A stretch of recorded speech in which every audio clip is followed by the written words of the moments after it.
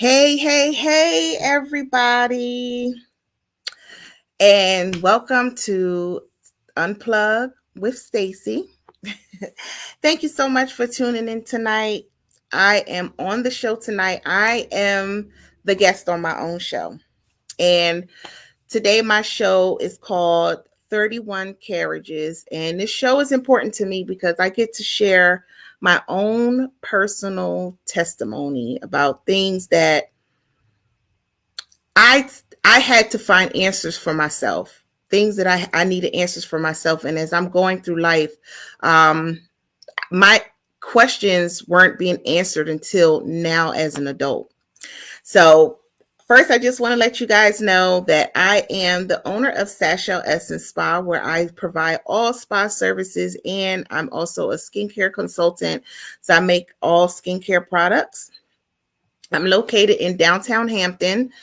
Um, if anybody's in the 757 area and would like to come and get some spa services, come and check me out. So I'm not going to, take too much of the time introducing myself because as some people may know, they do know a little bit about me. So now I can go ahead and get into my testimony. So let me just go ahead and get ready because I'm telling you, even though, so now I understand why why some of my guests were always how can I put it, nervous. They were nervous because I'm nervous on my own show. I'm the host and I'm the guest tonight and I'm still nervous, but I'm gonna get through it without being emotional. So hey.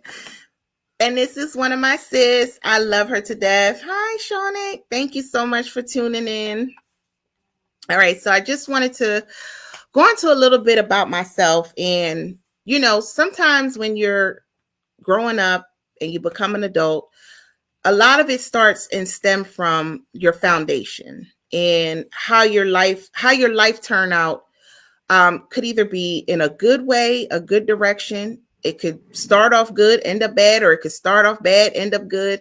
It's just all in a set foundation. So for me, my foundation, I can say that it was a hard foundation because a lot of the things I had to learn on my own. And like I said, I had to answer a lot of my own questions as life went on because it was made that I was so self sufficient, which I'm very happy for now, but it was done more in a forceful way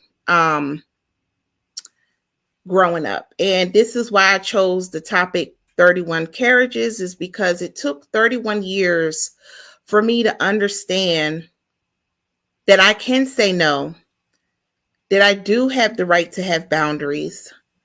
Um, I'm allowed to speak my voice. I'm allowed to be emotional.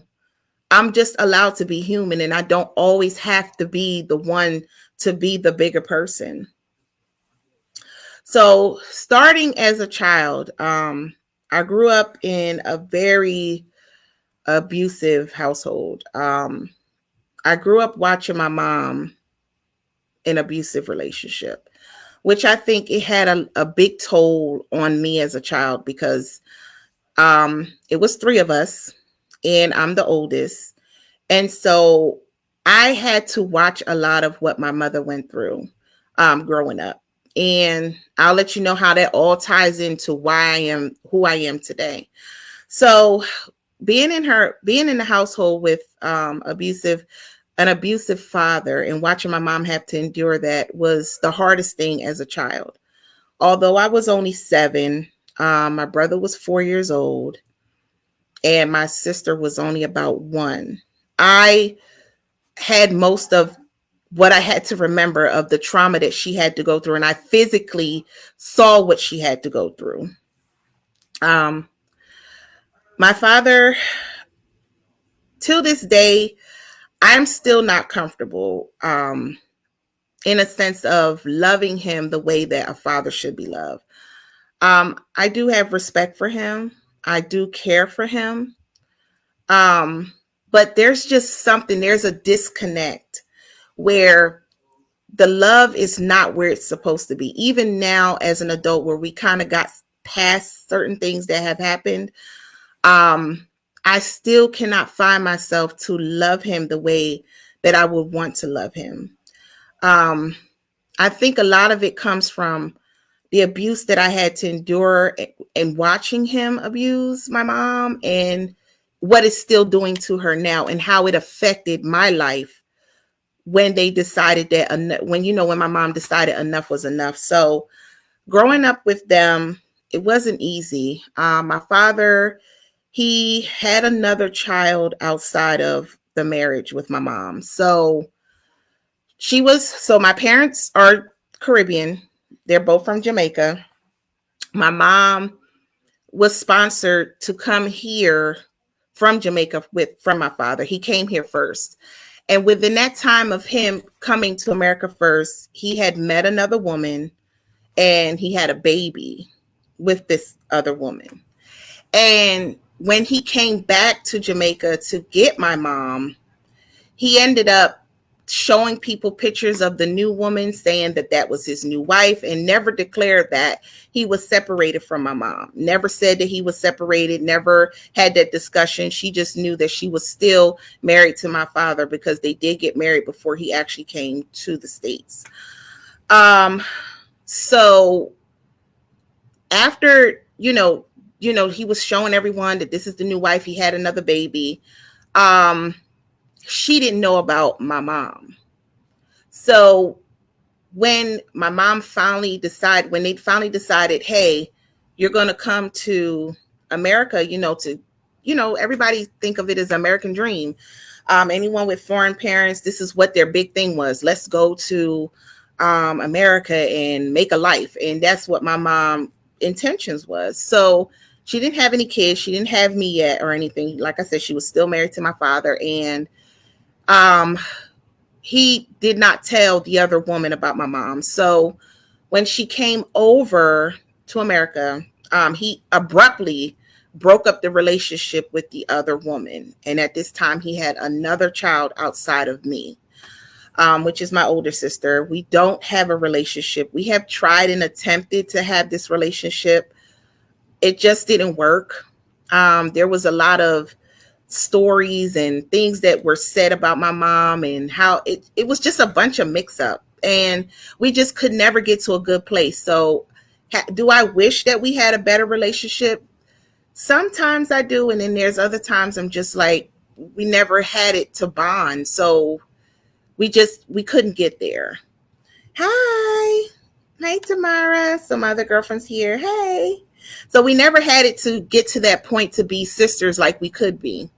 So he abruptly broke off the relationship with her. And my mom was already over here. And the thing of it is, my dad is he didn't have a good way of doing things. It's like he did and then thought about the consequences later. So within that same time frame of her not knowing my mom was forced to know that he had another baby out there. And so she had to be in the mix. She had to, oh, this is my baby, so deal with it, and it was just horrible. So when he broke off the relationship with the other woman, she then wrote a note that my mom found, and it said, how could you do this to me? You gave me a baby, you left me with her, and I'm taking care of this baby myself, and you had your wife and I didn't know. And so my mom, she really didn't address it. Her thing was, well, I didn't know about her, and because I didn't know about her, I don't think I couldn't be mad at her because I didn't know anything about her. But now here's another baby that this man had outside of your marriage, and we're forced to take care of this baby with no explanation, no nothing. So it started there. And I got another person coming on. Hey, love. This is my other sister. Hey, honey bunch. Thank you so much for coming on. So it seemed like life just went downhill after that. So my mom and my dad, they were living in a house, and I was born. I do remember my mom telling me that for the first 3 years of my life, my father was in the streets, okay, doing whatever he was doing, and he ended up getting incarcerated, and he had to spend some time there for 3 years, and then he came back into the picture. But again, we still had the older sister, so even throughout that time, it was like she was still prominent. Like, did you see? Did you check on her? Did you like? He made my mom responsible for this baby that she knew nothing about, and it was outside of their marriage. But again, it always starts from somewhere. So anyway, fast forwarding, he got out of prison, and my mom met back up with him, and they got a house together. And this is where all the abuse started. Okay, so my dad, I don't know why he was so physical. I don't know if he had like some internal hate or what it was, but he was a very angry person, and my mom suffered the most. I remember one day we were supposed to, now I was only 7 years old, and my brother was born at this time. My sister wasn't born yet, and I remember it like it was yesterday. He We were supposed to go out for my birthday. My mom kept talking about it all day. Oh, 7 is such a big day, and it's a great age. You ready to go out? And I remember her wanting to take me to Red Lobster. I think that was her favorite place too.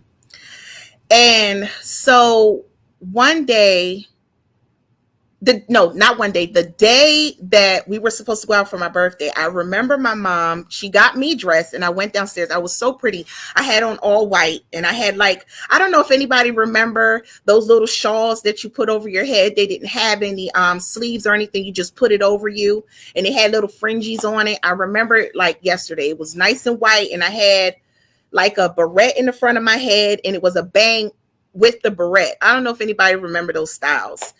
And so I know my mom went upstairs, and I heard some tussling and some kind of arguing, but I couldn't exactly hear what was being said. I was sitting on the couch, and I was sitting with my little brother. And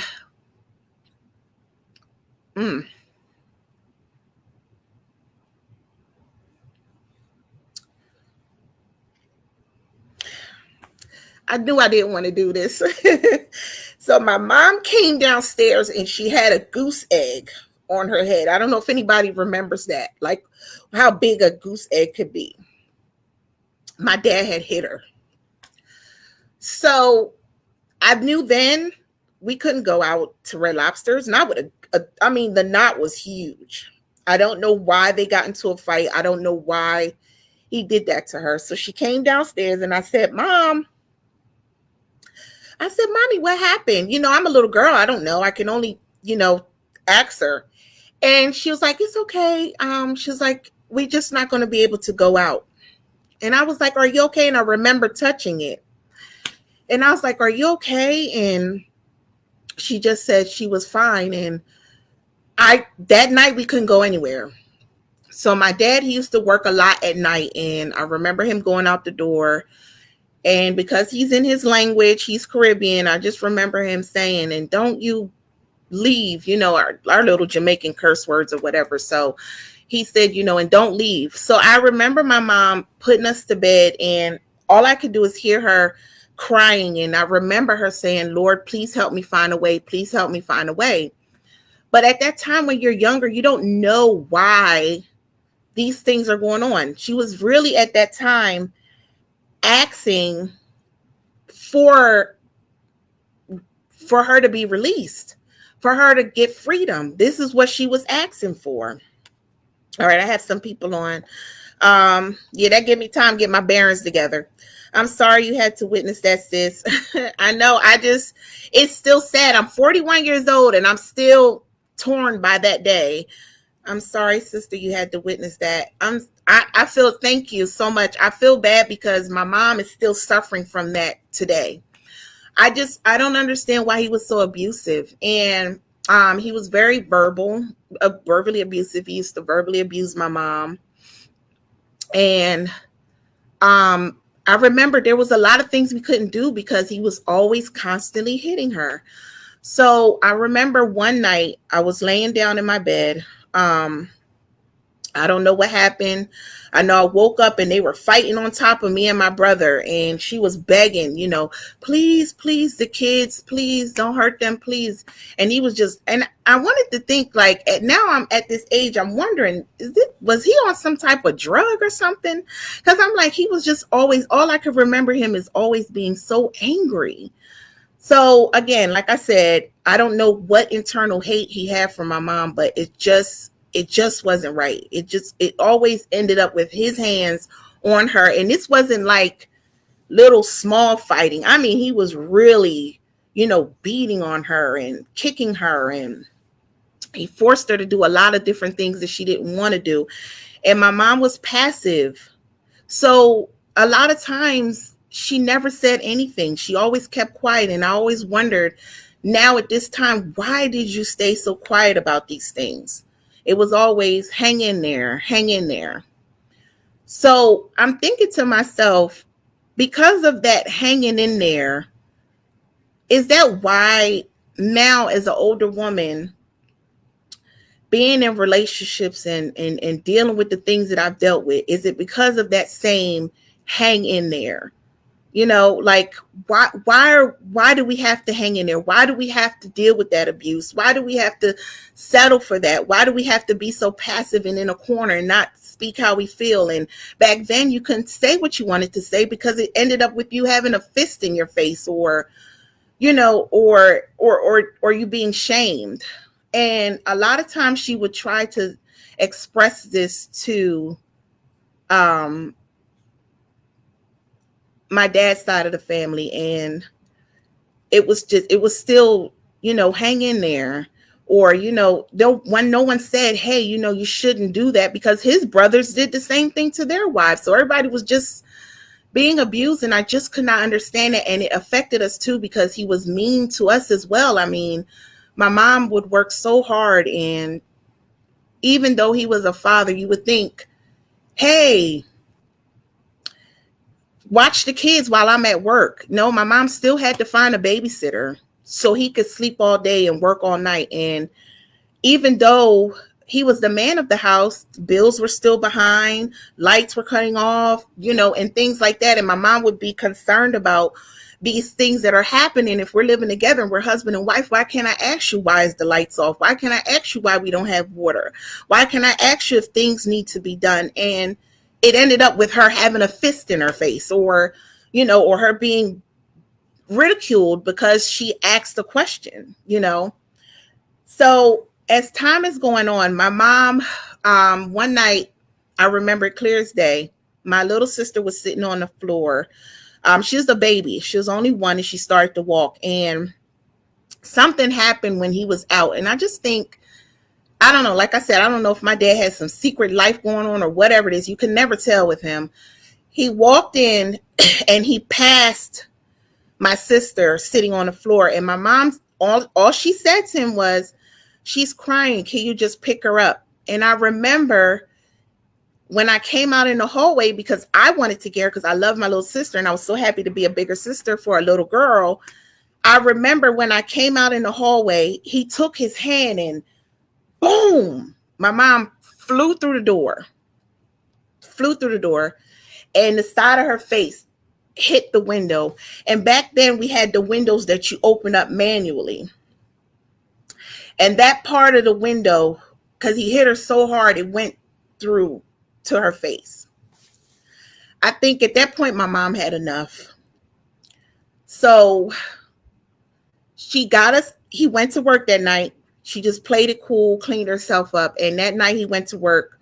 My mom packed us up, all three of us. And my sister was a baby. And this was 1991. She walked down, and where we lived at, she walked down a very long street. I remember it was dark. It was the middle of the night. She walked down the street. My mom said she didn't even know where she was going. She just knew that she could not go back. So she walked down that street, and my sister was in her hand. My brother was on one side and I was on one side, and we were just walking.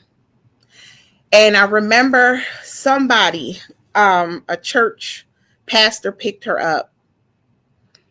And that's when we went to stay at their house. And I vow to you, my mom never went back to my father. But here's the sad part. I then became the co-parent. Everything was on me. I had to pick up where he left off and do everything, even though he didn't do much. But still, I felt like I was so exhausted at a young age because I had to be the second person in line. So it went from me being a little girl, just a regular little girl, to being a second mom. So 3 years had passed, and I know we had got an apartment. My mom finally got enough on her feet to get us a place, and I was 10 years old. I had to get up in the morning. I had to get myself ready. I had to get my sister and brother ready, take them to two different daycares. And I remember one daycare being within 20 minutes, 20 to 15 to 20 minutes from where we lived at. And then the other daycare, because my brother was, oh, he was off the chain. He couldn't stay in one place. They put him out. And we had to walk to another, I had to walk another 15 to 20 minutes to another daycare and then take myself to school. At 10 years old, I was in about fifth grade. I was tired. So a lot of my needs got neglected because I started to go into puberty. I started to get made fun of because I didn't smell well. A lot of kids tease me. But how can I worry about my hygiene if I'm getting myself together in the morning, getting this person together, getting this person together, dropping this person off, dropping that person off, getting myself to school, coming back, picking them up, and doing it every day. I couldn't take care of myself. I couldn't know what it was like to say, oh, I need to put on deodorant. And I'm thinking now at this age, how did my mom notice that? Did she say anything? It's like it's all a blur because I used to get teased about that. Oh, you smell like underarms, or, your breath doesn't smell good. And I'm like, I don't know, because I don't know what I'm doing. I'm just following my mom's steps. I don't know if she's teaching me the right things to be clean as a young woman. So it was just horrible. So now I'm 10 years old and I have full responsibility, I am cooking like a grown woman. I mean, my mom used to leave these leg quarters out on the counter. Anytime I saw a leg, like, I'm traumatized by a leg quarter. I cannot stand a leg quarter. Okay. Because if I saw it, I knew I had to cook it. And I mean, it did well for me because I'm a heck of a cook now. So I feel good about that. But I'm just thinking, like, at 10 years old, why did you think that I could handle that? Why did you think that I could cook, like, I was the parent. I used to take them to school, pick them up, bring them home, cook, make sure they were ready for the next day, and even waiting for you to get home and making it easier for you because you had to work all day. But I was still being neglected because I was going to school my clothes weren't very clean. They were wrinkled. I was putting on things. I didn't have no teaching. I didn't know what it was like to be a young woman and keep myself together because, again, my mom was just in this zone of take care of the kids, and that's it. That was it. Everything else was left up to me. So as time went on, let me read some of these comments. I'm so sorry. Okay, so I have some faces. And I understand. I'm telling you, it's hard. It took a lot out of me to come and share this because sometimes a lot of people don't care about your story. But I feel like we don't get a chance to talk about what's going on, and people will be quick to judge you and not understand that you have something behind you, carriages behind you, and they don't know. Thank you for your transparency. Thank you. Yep, she was learning too, trying to find her way. Yes, and that's basically what I've come to terms with, that she was trying to find her way. So it was just like we were growing up together, And so as time went on, my mom started to, I guess I don't know if someone made her aware or she just decided to smarten up in that area and not make it too much to where I had to watch the kids, or I don't know if her hours changed, because again, I'm going back a lot of years and trying to get it together. We started to go to other houses. People were watching us, and I don't know. I swear it seemed like every house I went into, it don't matter if it was a grown woman, a grown man, a little boy, somebody was always touching me. And I just wanted to think to myself, what the heck did I have on me to say, touch me, just touch me, because I'm open for you touching me. Just go ahead. I remember there was a white guy friend that my mom had. And again, if anybody feel like this is too much information, I'm just sharing my testimony. I don't want anyone to be offended. You know, you're free to log off, but because some of these things can be triggering. She had a white friend. It was a white guy. And I don't know, my mom was like trying to find comfort in any way that she can. Any way that she can. Anyway. And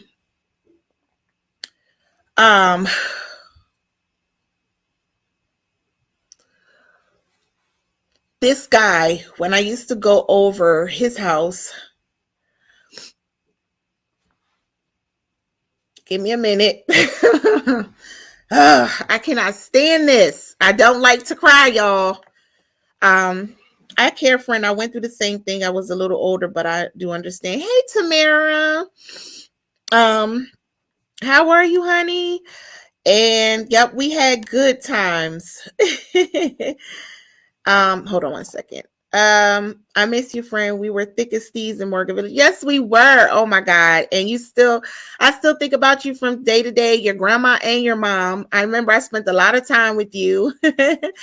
And wow, sis. I can relate to this so damn much. Very triggering, but I am here for you. Thank you. I'm so sorry. I don't want anybody to be triggered. So we used to go to this guy's house, and I don't know if my mom was looking for comfort, but I remember her sitting across. We were in his backyard, and I remember him sitting across from her, and he would sit over here, but he always had me on his lap.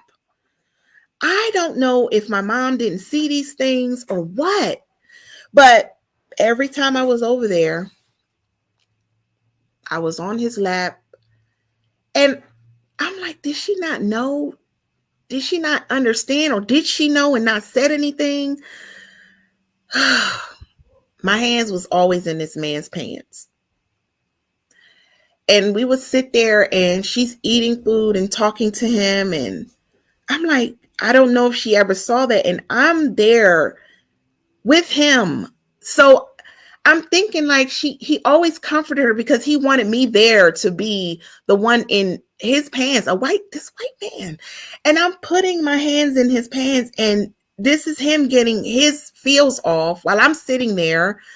And I'm only a kid. I don't know. I don't know if it's right, if it's wrong, but I just know that every time we went over there, I was in his lap. And I don't know if my mom ever said, no, let her sit right here. Or why did you keep going over there? And why didn't I have enough strength to say anything to her about it? But again, like you said, my mom was trying to find her way too. And I don't know if he gave her some sort of comfort or made her feel good about herself to where she felt like this is the house that I'm always going to. But again, I'm suffering because I'm the one. It's like he lowered her in because he knew that I was going to be there for that. So I said, every time I came in somebody's presence, it was always something. I mean, her pastor's daughter was just, we would be over there. She's babysitting, but again, I'm her toy. I don't get it. I just could not understand. As I got older, I started to question myself, what am I doing to attract that? Why am I the one to attract those kind of things? And why these people why are they always doing this to me? What am I doing to invite that? Because I'm only a kid. So years are going by, I never said anything until my mom's nephew, my cousin, started to watch me. And so I think at this point I started to have enough. I was like, okay, so he was also touching me. I mean, people are sick. And this is why I watch my daughter so much, because you don't know a person's mentality. It don't matter if it's a woman or if it's a man. They're sick and they do sick things to people, and they don't, and it's like you're the victim and you can't say anything, but they're still continuing on with life and they don't feel nothing from it. So my cousin, he used to always put me in a closet. I'm like, why am I always in a closet with him? And he's doing these strange things, and he's supposed to be watching us. And I remember, because he had me in a closet, my brother ended up getting hurt. He went outside and he broke his leg, and he was so nervous that day because he couldn't understand. He's like, oh my God, his leg is broken. He's trying to fix it. I'm like, and in my mind, now that I'm older, I'm like, if we weren't in a closet, then maybe you would have been able to pay attention to him and he wouldn't have hurt himself. So now I'm in middle school. No, I'm still in elementary, and I had a teacher. I'm not going to say her name because, again, I don't even know if she's still living or where she's at in her life right now, but she did try to save me. But she was also strange too. She was a heck of a teacher, but um, I got fed up, and I don't remember how I told her. I just know I told her, and before you know it, me and my mom was on a trolley headed over to my aunt's house because the police were involved. Somehow we were in two different states, and somehow the police got involved, and I was on my way over there. My mom never talked about, hey, we got to go over here. What happened? She never even asked me what was the situation. I don't even know if she had a discussion with her sister or what happened. I just know that I was on that trolley and we were going over there to talk about this. She just said, we're going over your aunt Pauline's house, and that's it. That's what she said. And I'm like, okay, but again, I'm still young. All of this is foreign to me. I don't know. So we get over there and we get in the house. Now, my mom had just bought a home. Um, and she bought, no. She was in the process of getting a home. I remember. We were still living in the projects, but she was in the process of getting, becoming a homeowner. And again, I don't know, back then we didn't know adult business. We didn't know nothing that adults did. They did everything behind a door. And when I say closed doors, it was closed because we didn't know nothing. So when we got over there, um, the police were there. I remember them asking me questions about what would happen. And I remember telling them we would go in the closet and explain everything to detail. And I'm forgive me because that's a lot of years. I'm trying to remember exactly how it went. And I said, yeah, we used to go in the closet, and he asked me if he would kiss me. And I said, no, he used to put his hands on my, my behind or whatever. And so after they were done questioning me, they questioned him. And I don't know what was said because they had him in another room. I think they had him in the kitchen, and I was sitting in the living room with the other lady, and I think she might have been like a social worker, and the officer was in the kitchen with someone else talking to him. And so when they were done, I remember the police officer, and I remember it clear as day. He said to her, would you like to press charges? And my mom, she stood there and she sat there for a minute because I remember she was standing in her coat. She had a burgundy coat on because that was her favorite color. She had a burgundy coat on.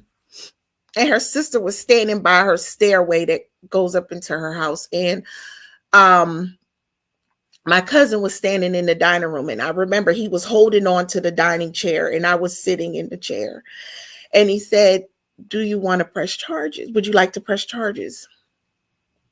And she said, no, get him the counseling that he needs. Get him some counseling.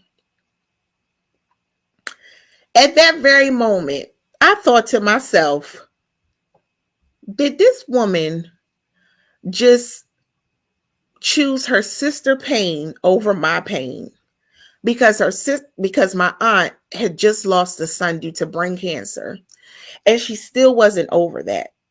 And so she lost one son and she didn't want her to lose another son. And I felt so defeated. But again, I'm young and I don't know how that felt, but I knew I was angry inside. And I said, I'm in my mind. And no, not at that age. I wasn't in my mind like counseling. How you? No, I'm like, oh, that's it. He don't go to jail. I'm thinking like, well, is this going to continue? Because they're not putting him away. They're not taking him to jail. They're not doing anything. But at that very moment, it wasn't me. I didn't have a choice. She had the choice. And I was the one being abused. So I just couldn't understand it. I'm like, those things back in the day were just so unfair. Nobody had, it's like we didn't have rights in that generation. And I'm thinking, I was so angry at my mom. I was so angry with her. And that same person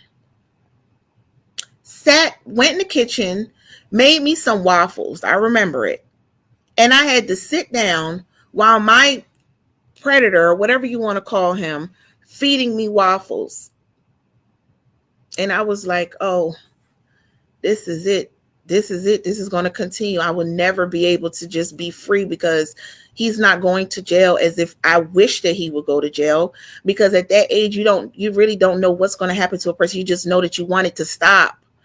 And so I remember my mom, they didn't say much. I know she went on the porch with her sister, and that was the end of it. She said to me, Stacy, are you finished? I said, yes. I got up and I went with her and we walked down that street to get back on the trolley and go home. And she said nothing to me. Never asked how I felt, never asked why, never said, when did this, nothing. We didn't talk about it anymore after that. I knew that I wasn't invited to anything anymore with them. I couldn't go around as if I wasn't the victim. Are you kidding me? So I'm like, so we get banded because I said something that was hurting me and I didn't like it. And now we're the problem. So I remember we rarely went over there. We rarely did anything family wise because I guess I was the bad guy. I was the one lying or telling some story. And so it just became a thing. But then guess how God works? Later on, this same person was in the church doing this to someone else's child. And it got out. And this is what my family said. Oh, well, this was Stacy was trying to say. Now it makes sense, right? So I couldn't understand why. And until this day, I'm so angry because I could not understand why my mom was so passive to certain things. And it was traumaful things. But then I had to think she went through the same thing as well. And no one had an answer for her. And there wasn't no generational curse for that. So I'm thinking, oh, it's continuing with me. So anyway, life is going on. And again, I am still responsible for my siblings. I never really had a break. And the problem is now that I'm an adult, I don't have patience. I feel like I love my kids. I do. But I don't want it to always be monetary, because I feel like what my mom used to do, give things and they'll think it's okay. Because I don't have the patience because I was already a mother before I had to be. And I'm exhausted now. So even too many questions or too many times spent, my daughter, she's so loving and she gives me a hug literally like every 10 minutes, every 15 minutes. This is who Cheyenne is. And y'all know my daughter. Everybody knows my daughter. This is who she is. She's a loving kid. But because I wasn't showing the love that I needed as a child, it almost becomes an annoyance. And I feel so bad because I'm like, Why should I feel so uncomfortable with her hugging me so much? And it's almost like it's overwhelming, and it shouldn't be, because this is my baby showing me that she loves me. I'm so sorry, y'all. And you would think that I would just be happy with it and I would be so open to it. But because I wasn't shown that, my mom never hugged us. She never did. She never said she loved us. She never did. It was always through things. And now that my kids are showing me, I'm just like, oh, here comes Cheyenne again for another hug. Or I always have to check myself on things that I have to say. And I'm always apologizing because I'm not always a good, great person when it comes to them, because I'm just like so annoyed and exhausted because I always had to already be a parent before being a parent. So now that I am, I'm exhausted. It's like I'm okay with it because I have to be a mom. But then in the back of my mind, I'm like, oh, what do I do? So I feel like I'm reliving it. Some things that I see my kids do, I've already seen in my siblings, and I'm so angry with them. Even something as simple, everybody knows a kid had the biggest struggle of keeping a room clean. But for me, it's triggering because I'm like, why can't you just keep it clean? Because I watch me always having to keep cleaning up behind my siblings, doing things that I have to do because my mom said do it for them because they can't do it themselves, or do it for them because this is what you're supposed to do. It was like I was the father and I never had a break. And so now that I am the mother of two kids, I feel like I'm not looking at my kids. I'm looking at my sister and brother all over again. And it's like, it's a haunting feeling because I'm like, I should not feel this way. I shouldn't, you know, be so annoyed when they're at their happiest and making noise and being cheerful. But I remember that when we were cheerful as kids and we were too happy, my mom was like, oh, I'm tired. I don't like my kids. And I'm like, why is this woman always so angry? Like, we're kids, and maybe we were just too hyper, or maybe she was so depressed and so stressed out that she could not deal with a lot of the things that they did. And so now it trickled down on me. And what else I find myself doing is now the expectations I have for my son, I'm doing the same thing my mom did to me. So I'm making him more responsible. So anytime that I'm asking his younger sister to do something and she doesn't get right to it, I'm like, okay, well, he'll do it. And I don't know if he's exhausted because I'm constantly relying on him, but that's not a chain that I'm breaking because I'm continually wanting him to fill in the gap to where I can't put the control, and I feel like I'm living the same way because I'm my mom all over again, just in my form. Let me read some of this. God is going to restore them years, sis. Give yourself more grace. I promise it'll get better, get so much better. I'm telling you, I can't wait because I am so tired. I was just like, oh Lord have mercy. Let me see. That breakthrough is coming soon. Thank you, honey. Real soon, declare it. You're absolutely right. And so time is going on, and I had my kids and I'm in relationships, and the relationships are not good. I can honestly say these relationships I have been in, they are emotionally exhausting, verbally abusive. It's not anything physical. So I guess I said to myself, because I'm not getting my behind whooped, I'm okay. No, that's not it, because abuse come in all forms. So I just hung in there and hung in there, and I'm having friendships and different things that are not working. I'm being emotionally and mentally and mentally abused in these friendships and relationships, and I'm not cutting ties because I always think, the fear of, if I do it, then what will happen? Where would I be? Will I be lonely? And I've always had this people pleasing spirit to where, I'm always figuring out a way and giving things because I'm like, okay, if I give things, then, people will like me. And then that's how my life have been.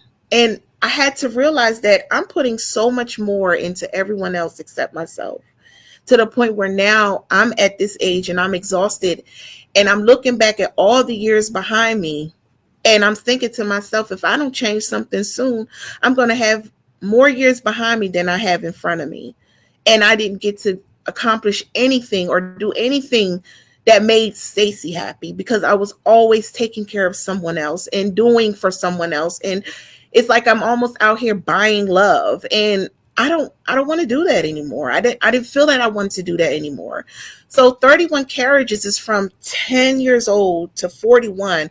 I finally decided that I needed boundaries, even for the biggest section of my life, which was my family, because I took so much of me to give to them with no thank you, no I appreciate you. It was all that.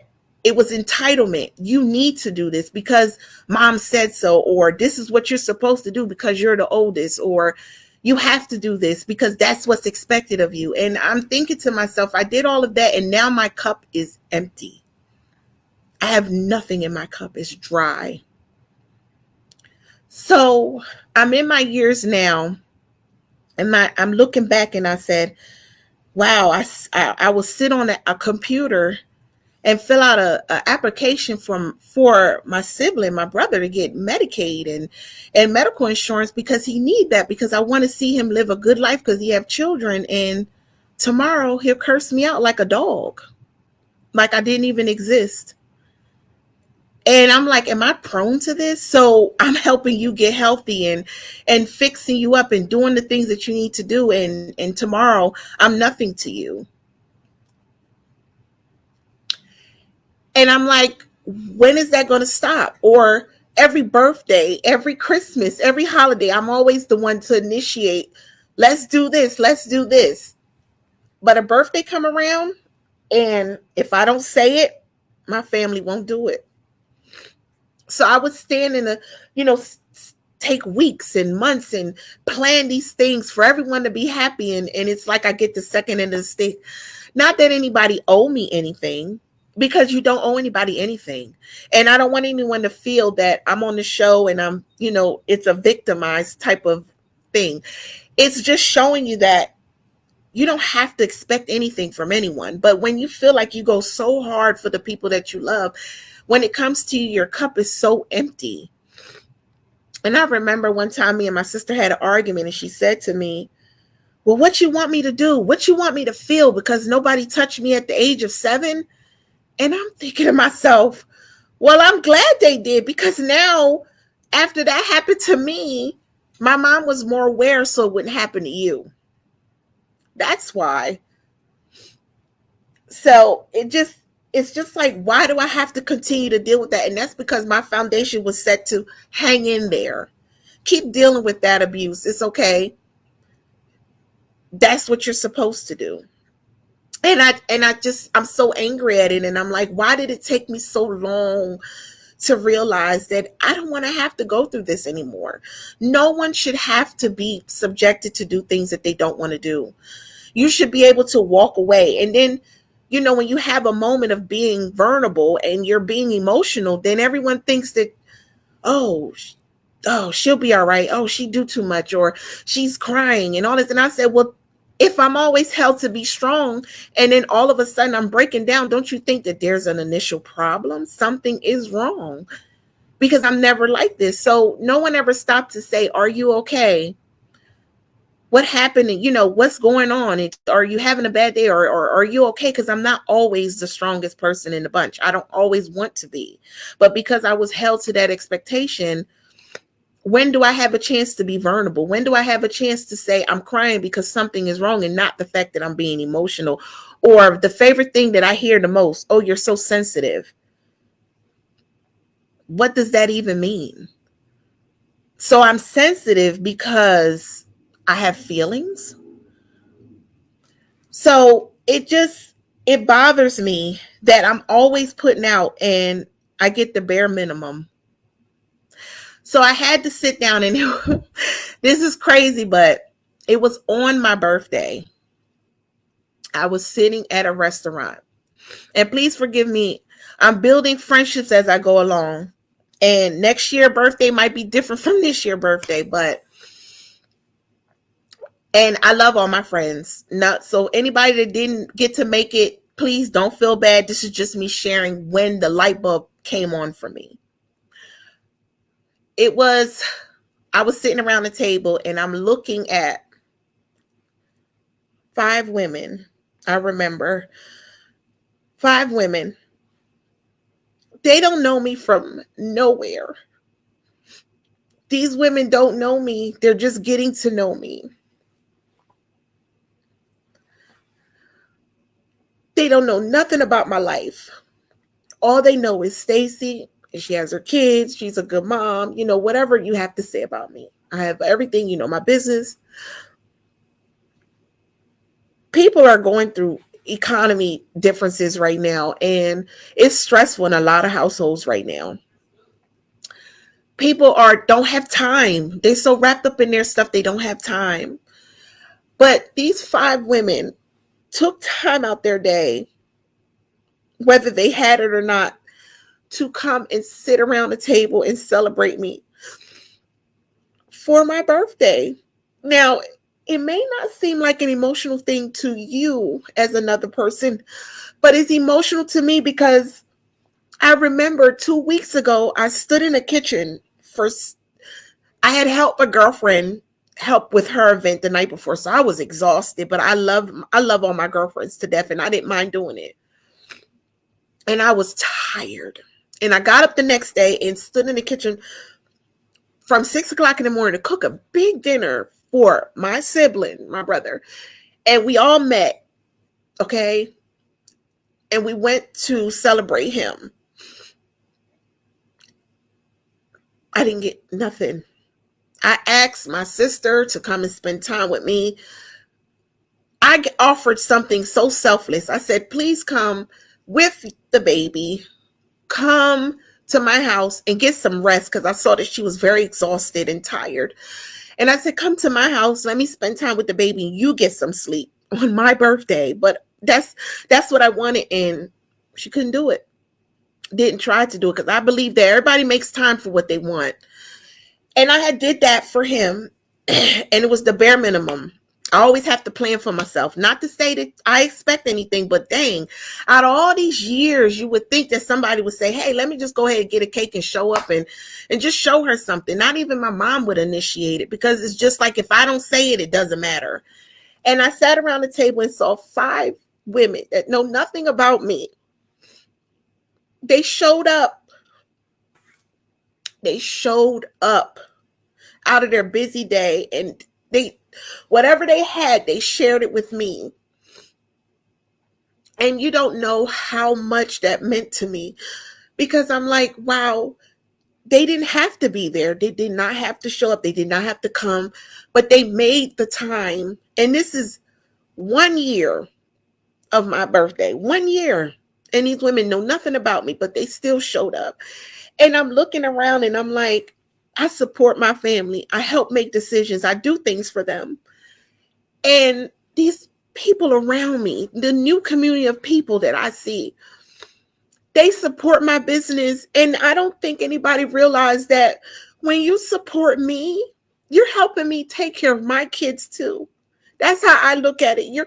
You're helping me take care of my babies because whatever I earn from that or whatever I develop from that is helping them. And you're helping me to take care of my kids. How can I go unnoticed? So that's why anytime any of them come to me and ask me anything, I would drop what I'm doing to do it because again, they knew me for a short time, but they have showed me in that short time what it's like to have genuine people around you. And I'm not saying that my family didn't do anything for me, but I just know how much I poured into them. And it's never the same. Even with the person that's supposed to be the foundation, didn't initiate how important it is to do what you're supposed to do.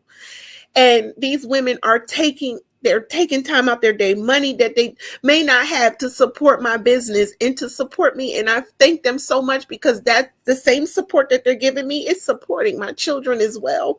And I'm making it because of them. So I thank everyone, that anybody on this show that have ever invested in me. You don't know how grateful I am, because this is what's keeping me going. This is what's taking care of my babies. This is what's helping me get through. And it's so appreciated. And I'm so grateful, because the amount of positivity, the amount of affirmations and calls and the check on yous, it's not anything I've ever received from people that I would want to do that. And even from my own mother, it's like I would have to call her first. She could go days and weeks, I mean, days, and she wouldn't check on me. And she said it herself. Well, I know if I go 3 days and I don't hear from anybody, I know you're going to be the first one to check on me. So you don't believe that you should check on me too? So with that said, I don't think the foundation understands how much they jack you up. And my dad, he left and went and lived his own life, and doing his own thing, and don't even realize how much damage he has done, because my mom today still can't get herself together. She still can't get up and do things on her own without the stress and anxiety and the depression, because she's still hurt from what has happened in her past, and she just can't let go. She can't even stand to hear my dad's name, and it irritates her. And I know she's still hurting, and he's just living his life like it doesn't even matter. Like it didn't matter. So I sit down and I told myself, after all these years, I'm done with those carriages. I knocked them off. I'm done. I don't want to deal with it. I'm regaining my peace, my sanity. I'm creating boundaries, and I love where I'm going. I love the new circle that I'm building, and it doesn't include family, and I'm okay with that. My mom likes to leave a big responsibility on me, and I told her, I was like, I'm no longer doing it. So I try to step back a little bit, and her thing is, well, we're not in a good place. Yeah, we're not, because I'm now saying no. I have a couple of comments here. Sorry, y'all. I didn't want to cry today. She says, story of my life, sis, I understand. It's crazy, because I hope that I was able to help somebody to, to feel that it's okay to feel like this, and it's okay to express yourself and to get it off your chest and create boundaries. I love you, and you're so selfless. Thank you. I try to be, but I ain't doing it no more. It says Matthew 6:33, seek ye first the kingdom of God, and all these things shall be added unto you. You're right. It's just that I just started saying to myself that I love me. And, it wasn't until I was 25 years old that my mom gave me my first hug. And it was because I was going to have my baby in a C-section, and I didn't know how to receive it. I thought something was going to happen to my baby. I thought he was going to die. I thought we were both going to die on that table, because she said, I love you. I almost wanted to fall on the floor, because I'm wondering, why did she say you love me? Why? I would have rather her not say it at that time of me trying to have a baby, because I'm scared to death. And now she says it even more to my children. And I'm like, are you starting over? So I'm not, to be honest with you, I don't know where I'll ever be with my father. And I don't think I'll ever get to a better place. I don't know. And I'm not prepared right now. Do I forgive him? I have to. Because if I don't, I'm going to hold on to this. But can I love him the way that I want to? I can't. And I'm not ready to. I'm not ready to. And I can honestly say that I'm not. My mom, I forgive a lot of her decisions she made, because I feel like she didn't understand who she was. So she couldn't help me be any better, because she was still finding herself. And I'm glad that I was able to learn on my own. I just want everybody to know healing is okay, and seeking help and talking about these things are okay. Don't let anyone tell you that because you have trauma, you're not supposed to express yourself. Because you have trauma, you're not supposed to just hold it in and let it build up to the point where now you're on a podcast and you're crying because you're saying to yourself that this stuff still hurts. I'm still hurting. and I can't let go.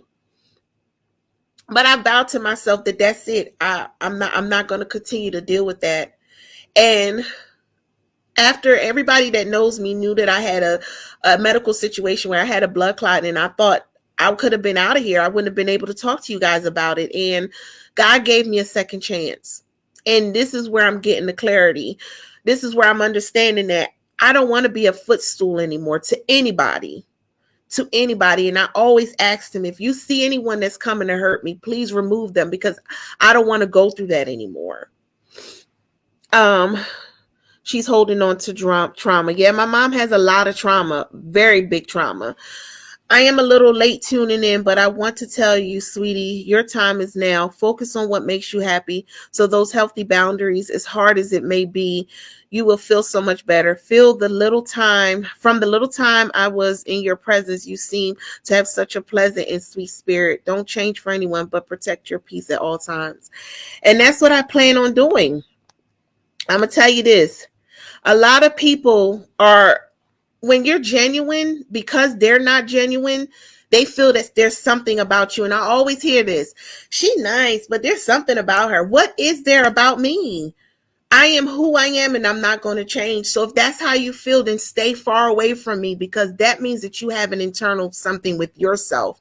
Why you feel that there's not still any genuine people out there. I am who I am, and it doesn't take long for a person to show their colors. It don't take long at all. I'm not the best person in the world. I have things with me too, things that I could clean up about myself, and I'm learning about myself. But overall, 99, if it's 100 people that say I'm solid, or if there's or if it's 99 people that say I'm solid, it's always going to be that one. I don't care about the one. I know what I am to everyone else, and that's how I remain. And so when I hear about, oh, she's kind, but it's something, stay right over there, because it's nothing wrong with me. I'm just a regular person like everybody else, and I have feelings like everyone else, but I also have a story, which everyone has some sort of trauma that they went through. It's up to you of how you deal with it.